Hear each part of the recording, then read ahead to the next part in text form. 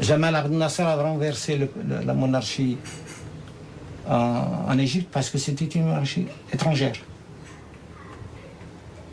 Bourguiba a fait de même concernant le Bey en Tunisie, parce que le Beyka, c'était un Beyka étranger, une monarchie étrangère. Tandis que la monarchie marocaine a ses racines dans l'histoire du mouvement national, dans l'histoire du peuple marocain, du Maroc.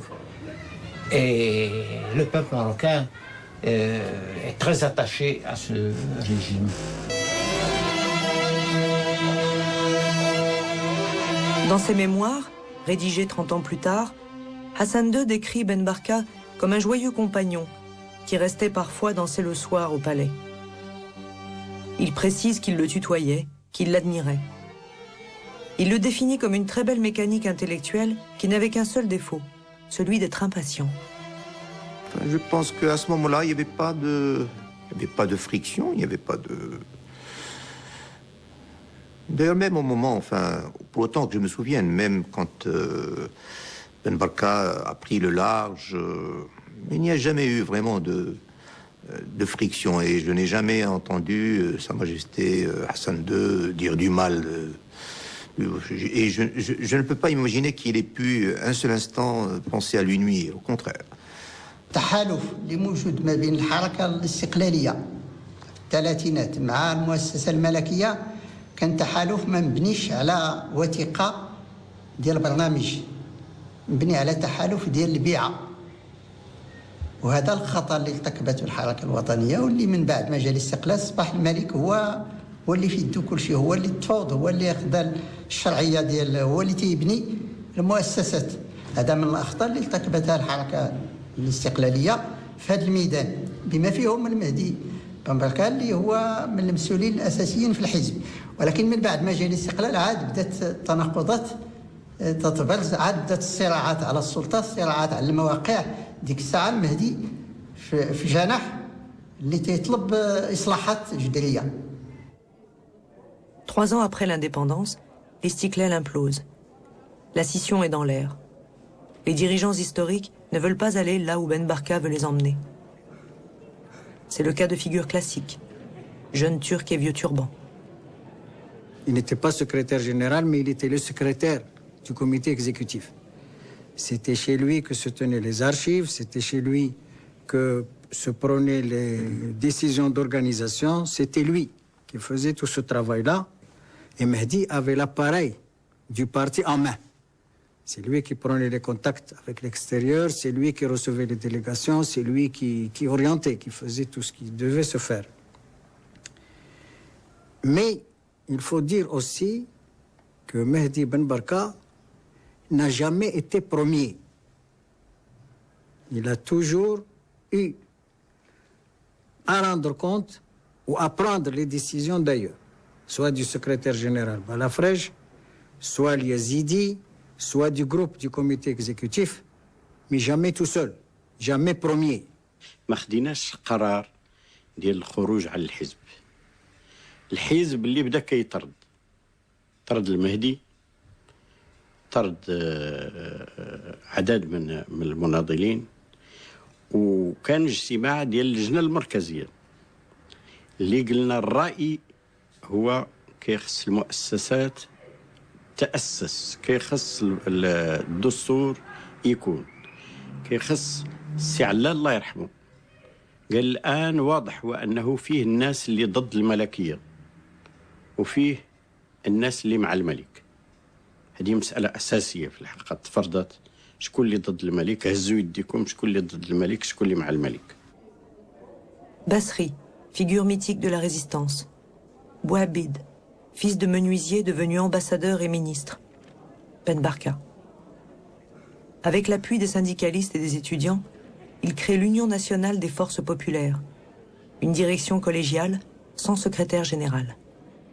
Ce séisme qui est arrivé à l'Istiklal et qui a fait partir donc ces dirigeants-là, pour la plupart c'était des enfants du peuple. Quand nous passons en revue la liste de tous ceux qui ont rejoint le Mehdi dans ce mouvement, et les autres, c'était pour la plupart des enfants de bourgeois.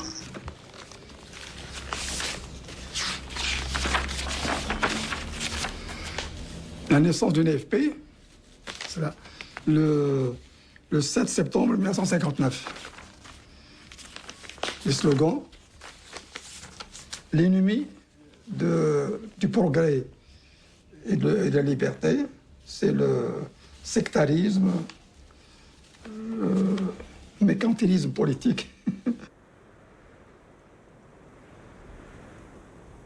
C'était dans un cinéma de Casablanca. Dès son congrès fondateur, l'UNFP s'élève contre la corruption, contre l'alliance de la féodalité et des hommes d'affaires étrangers. Le nouveau parti réclame une constitution démocratique et des élections libres, l'alphabétisation du peuple, la distribution de terres aux paysans, la modification du statut des femmes. Toutes ces choses que les Marocains d'aujourd'hui attendent toujours.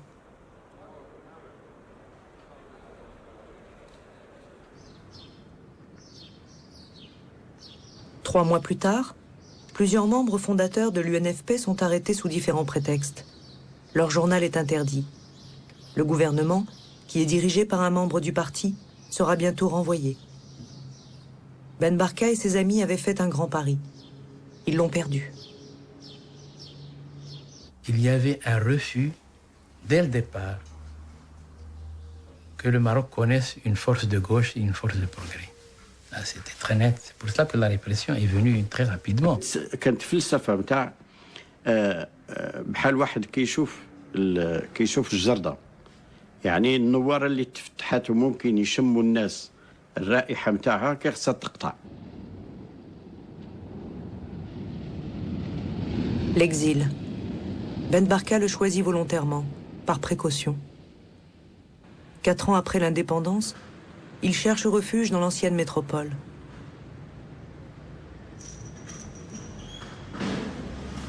La rue Lauriston, où il loue un pied-à-terre, devient une sorte d'ambassade de l'opposition marocaine à l'étranger, un lieu de passage, presque de pèlerinage.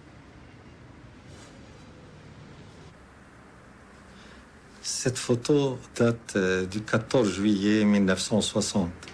Je suis là avec mon ami Fathallah Walalou, l'actuel ministre de l'économie et des finances. Nous étions parmi un groupe de jeunes à Paris pendant les fêtes du 14 juillet. Nous avons pu nous procurer le numéro de téléphone où résidait Mehdi à rue Lauriston. Et je me souviens peut-être même du numéro, c'était Passy 4124. Alors, on a téléphoné à Mehdi, qui nous a rejoints devant la Maison du Maroc, où on avait pris un café. Et il y avait un troisième collègue avec nous qui a pris cette photo. Et c'est une photo qui est l'un des meilleurs souvenirs. Je me souviens que Walalou, quand Mehdi nous a dit au revoir, Walalou lui disait au revoir, mais la prochaine fois à Rabat.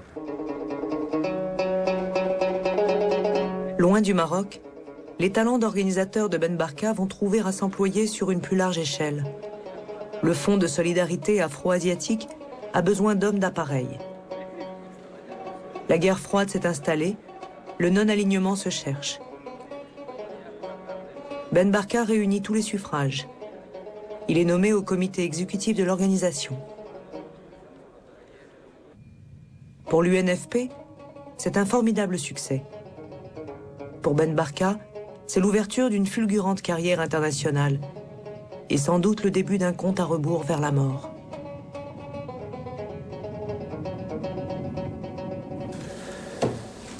Ah oui, cette photo, c'est en 1960. Il était à l'extérieur après ma sortie de prison. Et nous sommes allés en délégation représenter l'UNFP au congrès de l'Alliance du peuple travailleur de Yougoslavie. Et c'est en 1960 à Belgrade. Oui, j'avais encore tous mes cheveux. Et, oui, je me rappelle bien. Oui. Et il allait me donner un conseil. Elle me dit, ben, pour les visites,